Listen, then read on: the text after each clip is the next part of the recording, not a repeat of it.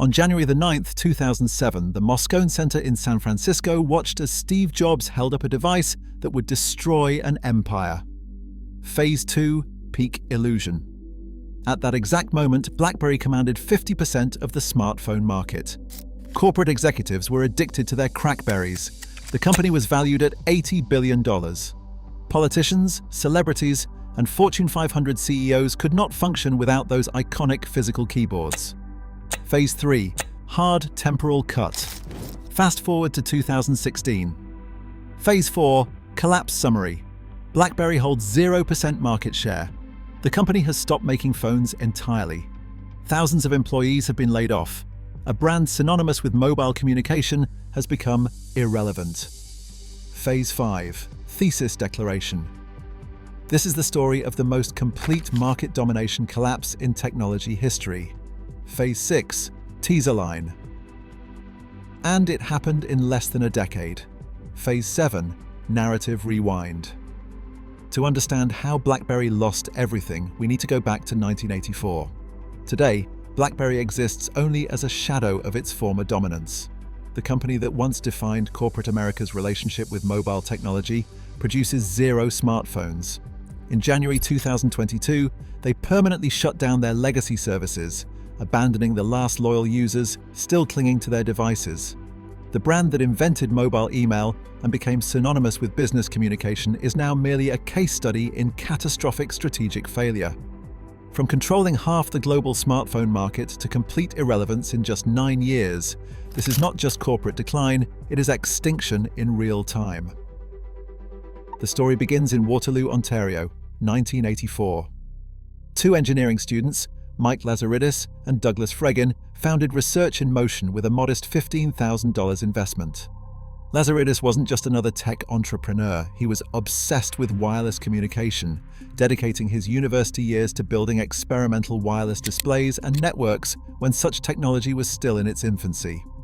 By 1992, they recognized their need for business expertise and brought on Harvard MBA Jim Balsillie as co-chief executive officer, creating the leadership duo that would both build and ultimately destroy the BlackBerry empire.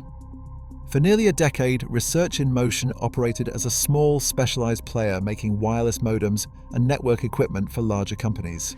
Their first breakthrough came in 1996 with the interactive pager 900, a revolutionary two-way pager that allowed users to send and receive messages wirelessly.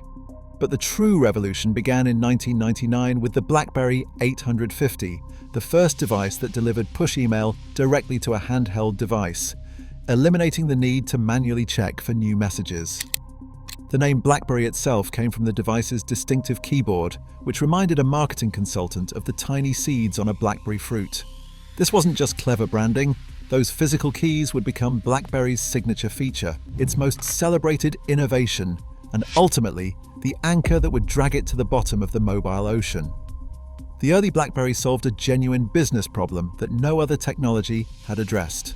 Before BlackBerry, checking email meant finding a computer, connecting to the internet, and logging into your account. BlackBerry transformed email into an instant, always available communication channel. For business professionals, this wasn't just convenient, it was revolutionary. By 2003, BlackBerry had evolved from a useful tool to an essential business companion. The devices were so addictive that users nicknamed them crackberries without irony. Wall Street executives checked email during meetings, dinners, and even family events. Lawyers billed hours while walking between courtrooms. The always-on email culture that now defines modern work life was born from BlackBerry's ubiquity. BlackBerry's growth trajectory was nothing short of explosive. From 2003 to 2010, their subscriber base expanded from just 1 million to 85 million users worldwide. By 2009, they commanded 50% of the US smartphone market and 20% globally. The company's market capitalization peaked at over $80 billion, making it Canada's most valuable corporation and a legitimate global tech powerhouse. What made BlackBerry seem untouchable was their laser focus on enterprise customers. They built BlackBerry Enterprise Server, a system that allowed corporate IT departments to securely manage employee devices with unprecedented control. IT departments loved the security and management capabilities. Executives loved the status symbol of the BlackBerry holster. Government agencies, including the US military and intelligence services, trusted BlackBerry's encrypted communications when they would trust nothing else. The cultural validation was extraordinary. When President Barack Obama took office in 2009, he fought with the Secret Service to keep his beloved BlackBerry, eventually receiving a specially modified secure version. Oprah Winfrey declared her BlackBerry one of her favorite things. Fortune 500 CEOs considered their BlackBerries essential extensions of themselves, unable to imagine conducting business without them. Research in Motion was not just selling devices, they were printing money with a genius business model. They sold the hardware, then collected monthly subscription fees from both wireless carriers and enterprise customers for their services. By 2010, they were achieving over 70% profit margins on their services business. The company employed more than 17,000 people globally and had become Canada's most valuable and visible technology success story. But beneath this success, the first cracks were already forming. When Steve Jobs unveiled the iPhone on January 9, 2007, Research in Motion leadership responded with dismissive confidence. Co-Chief Executive Officer Jim Balsillie said it was one more entrant into an already very busy space, that he thought it would be good for them and that it would help the general adoption rate. Mike Lazaridis was equally skeptical, publicly criticizing the iPhone's battery life and lack of a physical keyboard. In the minds of BlackBerry leaders, serious business users would never accept an all-touchscreen device. They could not type emails efficiently. The iPhone was just a toy for consumers, not a threat to BlackBerry's enterprise dominance. But the cracks were widening. BlackBerry's first attempt at a touchscreen device, the Storm, launched in 2008 to scathing reviews. Its unique clicking touchscreen was awkward and unreliable, demonstrating the company's fundamental misunderstanding of touch interfaces. Meanwhile, iPhone sales were accelerating rapidly, and Android was emerging as another formidable touchscreen alternative. Even more concerning was the generational shift inside enterprises. Younger employees wanted iPhones, not BlackBerry devices. IT departments began facing increasing pressure to support multiple device types, weakening BlackBerry's iron grip on corporate accounts. The walled garden was crumbling. By 2010, the cascade of problems was accelerating beyond Research in Motion's ability to contain them. While the company celebrated reaching 50 million subscribers, Apple had already sold 74 million iPhones and was rapidly building out the App Store ecosystem. Google's Android was gaining tremendous momentum, with multiple hardware partners offering diverse device options. BlackBerry's fundamental business model was under direct assault. The iPhone and Android offered something BlackBerry could not match: thousands of applications, rich multimedia experiences, and intuitive touchscreen interfaces. BlackBerry's core strength, secure email and messaging, was becoming just one feature among many, rather than a standalone selling point. The company's response was scattered and unfocused. They launched multiple device lines, the Bold, Curve, Torch, and Playbook tablet, without a coherent strategy connecting them. None captured the market's imagination the way the iPhone had. The Playbook tablet was particularly disastrous, launching without native email support on a device made by a company whose entire identity was built on email. Research in Motion's internal culture had become dangerously toxic. Lazaridis and Balsillie functioned as co-chief executive officers with increasingly different visions, creating paralysis and conflicting priorities. Former employees described a company living in denial, where mentioning the iPhone's success was discouraged. Innovation stagnated, while bureaucracy flourished. The engineering-focused culture that had driven early success became a liability, as consumer experience became the new battlefield. The numbers told the brutal story. By 2011, BlackBerry's United States market share had fallen to 25%. The iPhone commanded 28% and Android 36%. For the first time, BlackBerry was no longer the market leader. The decline accelerated with shocking speed. By 2012, their United States market share had collapsed to just 5%. Most alarmingly, enterprise customers BlackBerry's fortress began defecting. Major companies like IBM, Kraft, and Halliburton announced they were switching to iPhones. The emerging bring-your-own-device trend meant employees could choose their own phones, and they overwhelmingly chose anything but BlackBerry. With the company hemorrhaging market share and customers, Research in Motion made increasingly desperate moves. In January 2012, both co-chief executive officers stepped down, and they were replaced by Thorsten Heinz, a former Siemens executive with limited mobile experience. Heinz's primary mission was to deliver BlackBerry 10, a completely new operating system that would supposedly save the company. The development of BlackBerry 10 dragged on for over 2 years, during which BlackBerry continued losing customers to iOS and Android at an accelerating rate. This delay proved fatal. By the time BlackBerry 10 finally launched in January 2013, the smartphone market had moved irrevocably beyond BlackBerry's reach. The BlackBerry 10 launch represented a $100 million Hail Mary pass.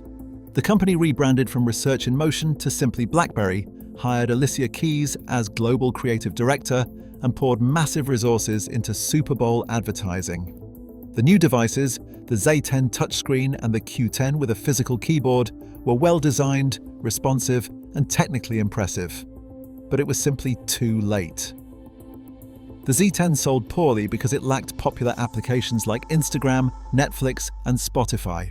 Developers had abandoned the BlackBerry platform, seeing no future in creating apps for a rapidly declining user base. BlackBerry's App Store offered about 120,000 applications compared to over 1 million each for iOS and Android. The financial consequences were immediate and severe. The company began massive layoffs, announcing 4,500 job cuts and a $1 billion quarterly loss in September 2013. By 2014, they had eliminated 60% of their workforce. BlackBerry's stock price, which had peaked at $147 in 2008, plummeted below $10. In a desperate search for survival, BlackBerry explored selling the company outright.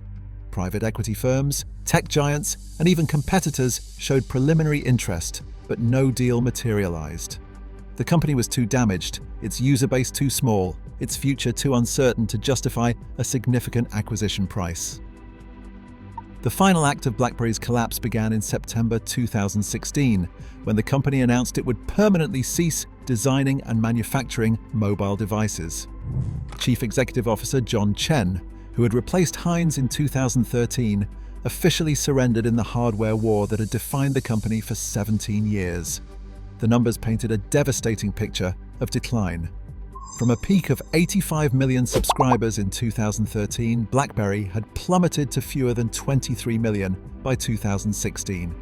Their market share in most countries had dropped to statistical irrelevance, effectively 0%. The company that had once commanded premium prices and customer loyalty was reduced to licensing its brand to third-party manufacturers for a fraction of previous revenues. The ultimate capitulation came in January 2022, when BlackBerry shut down its legacy services infrastructure completely. Existing devices stopped receiving data, calls, and text messages. Users who had clung loyally to their physical keyboards were finally forced to abandon them entirely. The BlackBerry era was officially over. The company pivoted to enterprise software, cybersecurity, and automotive systems.